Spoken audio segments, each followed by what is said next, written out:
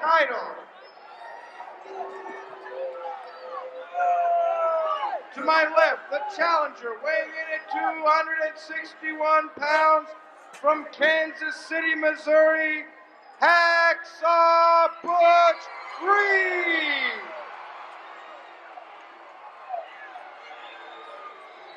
To my right, in the blue corner, the current NWA heavyweight champion, weighing in at 243 pounds, from Charlotte, North Carolina, Nature Boy Ric Flair.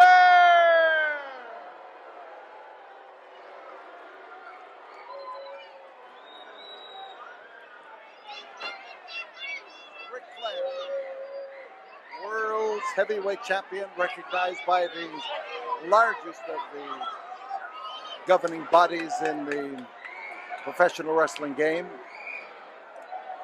recognized by Mid-South as the world's heavyweight champion, and certainly recognized by Ric Flair as the world's heavyweight champion. Here is a man who lives every moment of his life training, preparing, wrestling. He is a man who is dedicated to being the champion of the world. Tonight, he faces a tough opponent. He faces a real test of his ability to hang on to it. And Flair is a man who takes his time out in that ring, can move with amazing suddenness, but who is very,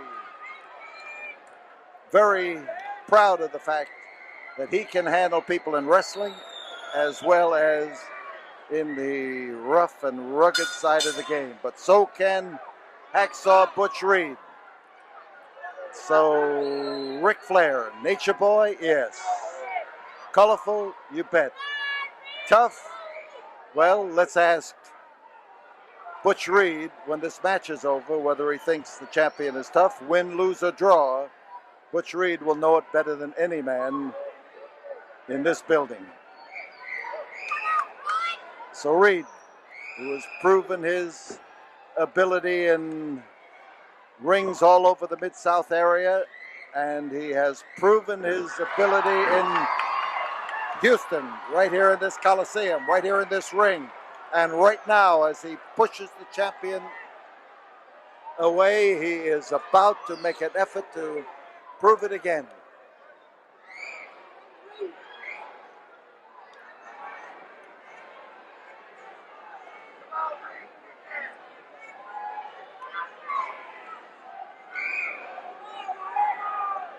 Butch Reed, 275 pounds and muscle.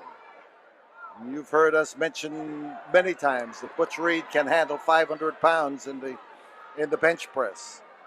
Butch Reed can do a lot of things. But one thing is on his mind right now, no matter what else he has accomplished or what he can accomplish, winning this title here tonight is the focus of all of his attention. One way to stay champion is not to be afraid to take the easy way out when it comes to breaking a hold.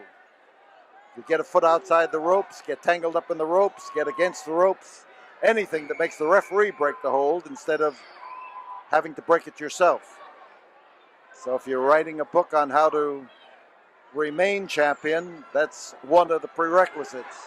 And if you're wondering how to win the title, Butch Reed just gave you a lesson in how to tear a fella's head off. And that works too. It's a good way to give him a cauliflower ear.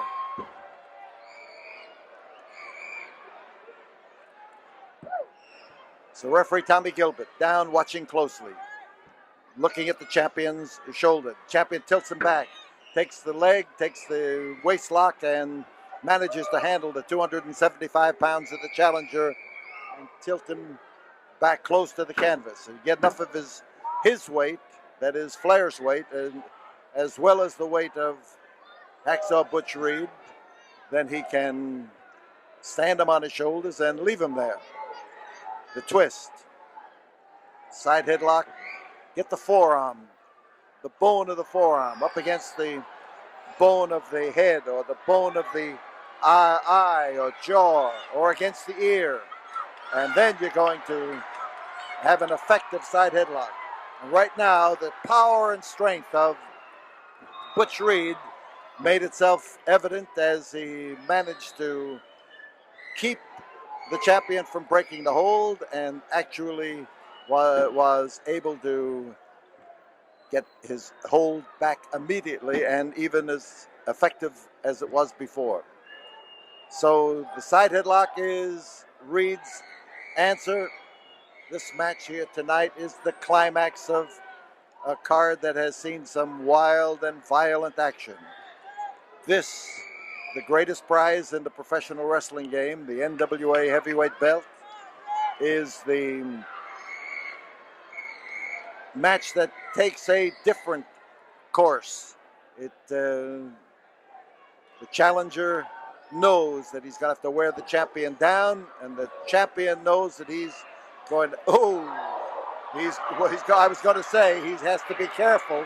He just riled Butch Reed, and you don't rile Butch Reed without paying for it. And listen to the crowd. They want the referee to take a long, long walk in just one direction out of the ring.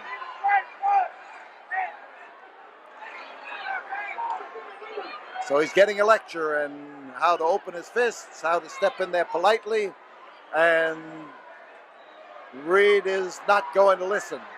He's being told, but he wants to get at champion Ric Flair in a positive manner. Well, Reed is presenting his case, but at the 5-minute mark, he's going to settle back down to some wrestling, and Ric Flair has accomplished at least one of his aims, and that is to destroy the composure of Butch Reed. And here comes the champion again, same way, same style, and he's got the referee doing his wrestling for him. And Reed now, with that fist cocked and ready to throw, is turning his wrath against the referee as well as Ric Flair. So that just shows the psychology of the champion. When he finds a man that's big and tough and strong, then you got to upset that man's battle plan. Make him mad. Throw him off balance. Shoulder butt. Hard driving shoulder. And Ric Flair is thrown by the very hold he thought he was going to use. And there, look at this power and strength of Butch Reed. He heisted him up. He pressed him up in the air. 240 pounds of world's heavyweight champion. And he had him towering about 7 feet over the canvas before he slammed him down. No matter what kind of shape you're in, a fall of that kind is going to destroy the ability to get all those muscles to work together. Rack up your coordination. So the referee is bearing down on Butch Reed, and the referee is getting the attention of the crowd right now.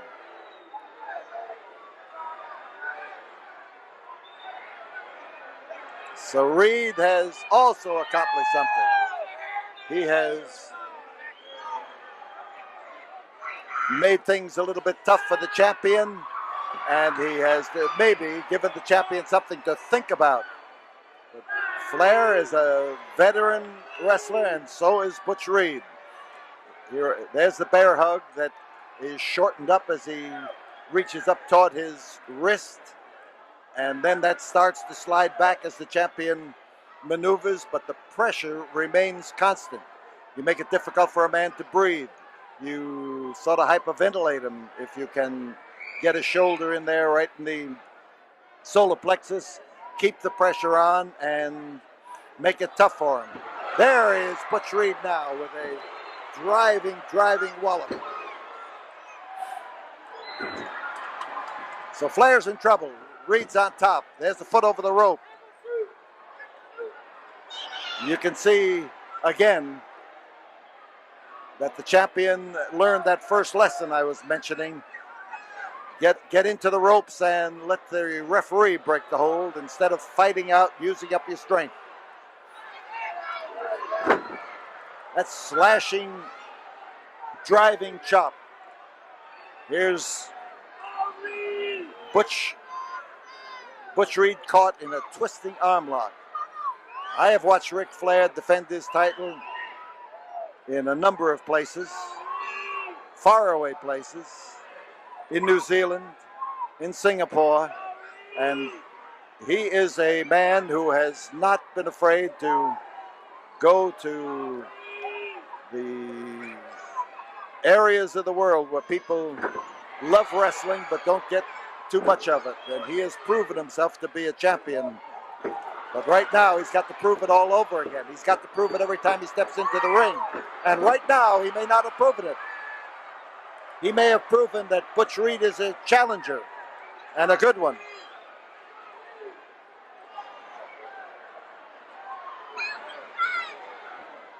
So Reed tries to set him up, and he's got him with a bear hug. A big, hard squeeze, and the breathing becomes difficult. You get enough of that and you start seeing spots in front of your eyes. It's something that works. And when you get out of it, you have trouble catching up on your breathing. So Reed stays in close. 10 minutes have gone by. 10 minutes have gone by in this match. And Ric Flair, watch that arm. You see that arm maneuver and drop. It is sometimes an indication that the big squeeze has acted as a sleep hold, that it has furnished the brain with too little oxygen. And as Reed now puts him down, there's one, there's two, and Reed got Reed got pushed up and a shoulder came up. He's trying to glue those shoulders down to the deck, and underneath, Ric Flair is confident now that he has broken the bear hug, the big squeeze around his waist, and he is able to breathe a lot better. There you can see that he has accomplished that purpose. He made sure that arm was in there where he could move and shift. Championship thinking. And as Reed puts the big grip on him, you can bet that his forearms feel like he had lost all the life in them. You put the big squeeze on long enough and your hands become tired. That's why the longer you hold a hold like this, the less effective you become in administering it. The man who's caught, if he can outlast you, has a fighting chance because your arms get a little bit weaker. That's why you've got to spend those hours in the gym. That's why you've got to be lifting those weights. That's why you've got to be doing the exercises for the hands, the wrists, the forearms, because that's what you use in applying a hold like, oh! You could hear that one all over the building. And he gets in there with another driving, slashing chop.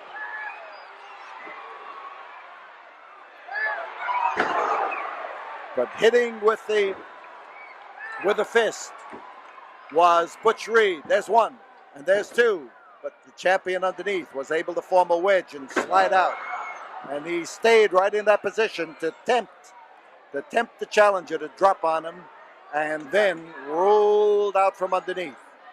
So that gave Reed a bump he wasn't expecting. So Ric Flair starts to fight his way up, and he's getting caught in the backslide. Here it is. There's one. There's two. And there. Whoa, man, how he barely squoze out of the way that time. Woo. So Reed is lifted and dropped, and there's a leg breaker as Ric Flair dropped the knee of Butch Reed right down on his outstretched and bent leg. And this is a bad way. All of the 270 pounds of Butch Reed came down crashing hard, and that's why we call it a leg breaker. It is and does have the ability to break a man's leg. And watch out for Ric Flair. He's a master at leg work. He ties legs up in the figure four leg lock. Here he is, spinning around, spinning toe hold. Now he's getting it into position. Now as he manages to get that lock on there, Butch Reed is in the most serious trouble he's been in this match. And the fans are screaming for Butch Reed. But Butch Reed is having his problems.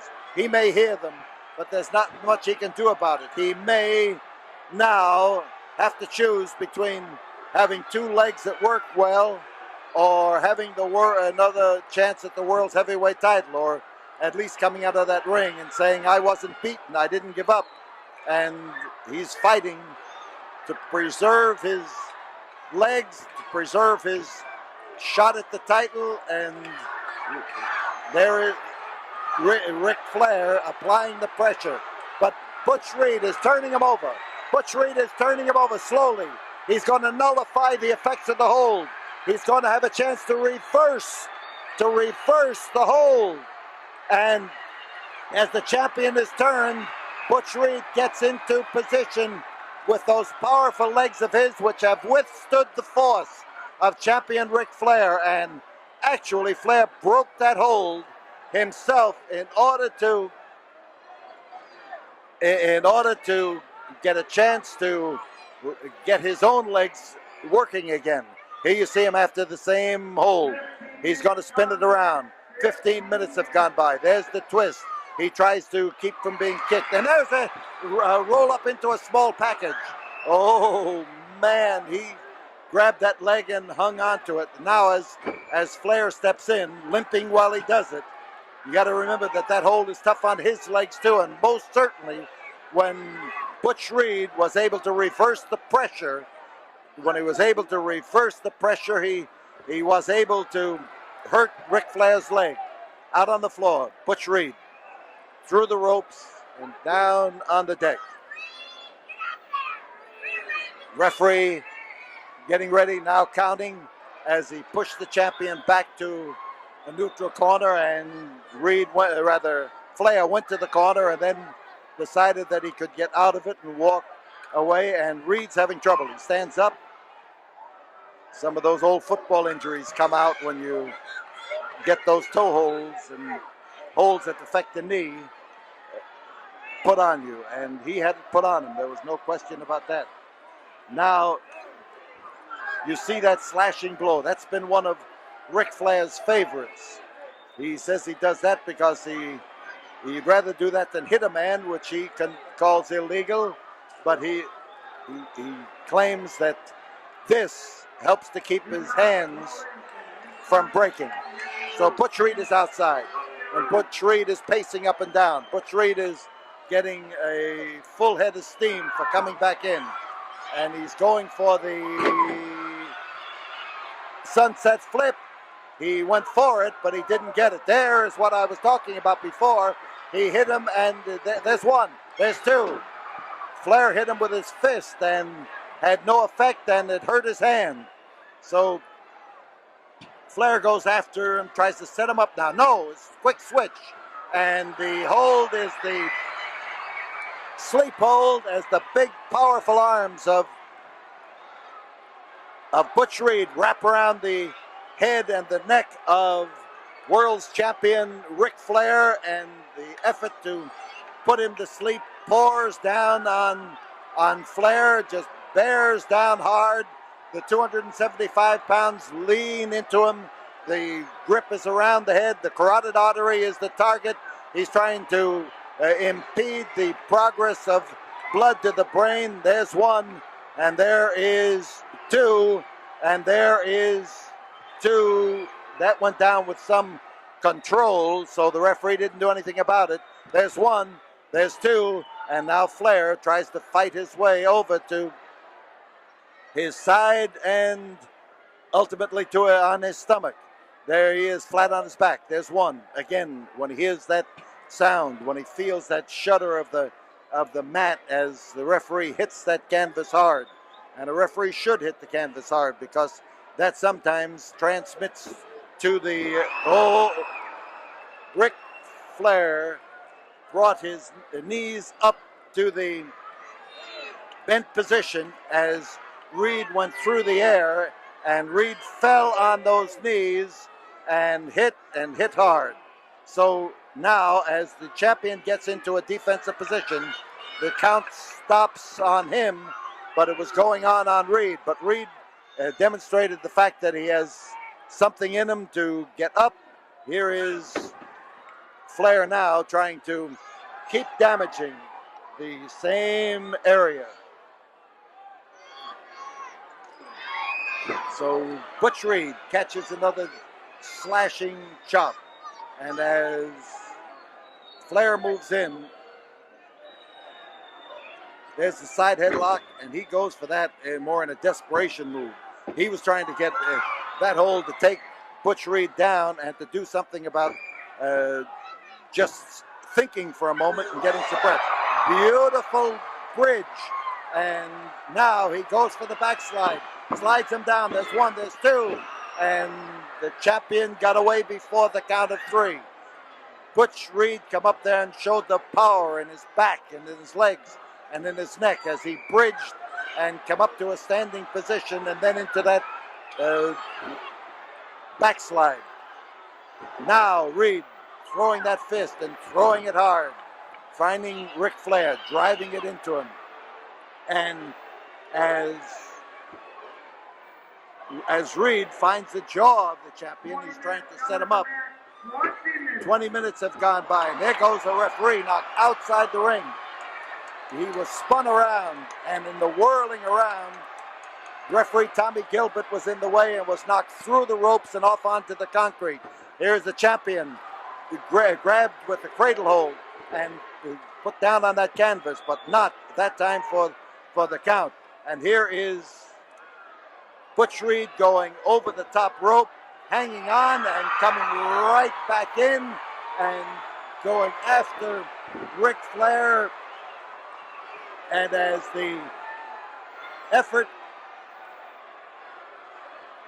develops, he gets him across there and drives out with that spearing move to try to catch the champion with his head right squarely in the chin if he can.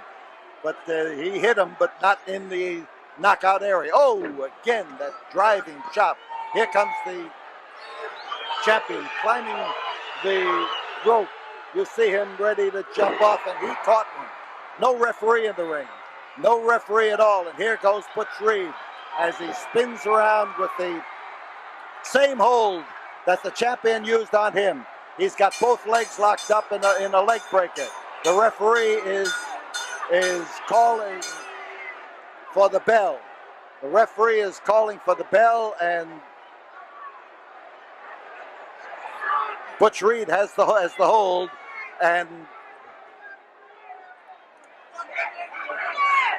referee, I'm trying to, the only thing I can figure is that it was Butch Reed who hit the referee as he went through the air, and it was Butch Reed who knocked him out of the ring, and it may be a disqualification.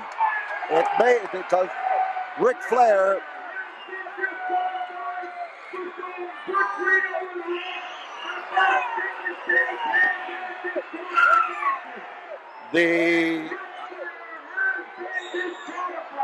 but Ric Flair has been disqualified. The champion has been disqualified, but the belt does not change hands on a disqualification. So he called for a disqualification, but not as I estimated, but he actually gives the match to Butch Reed. He gives the match to Butch Reed, but Butch Reed finds that it's an empty victory. He has won the match, but he has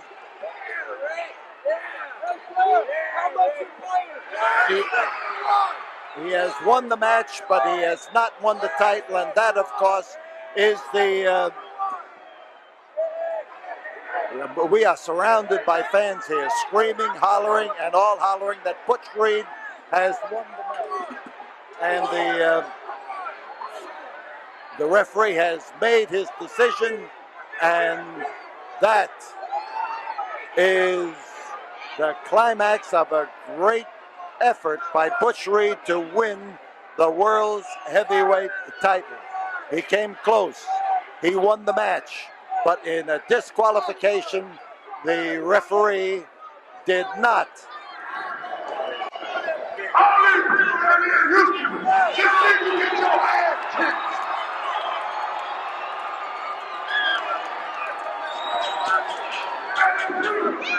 You took the short way out, and the referee happened to see me go on the top rope, but I didn't land on the floor.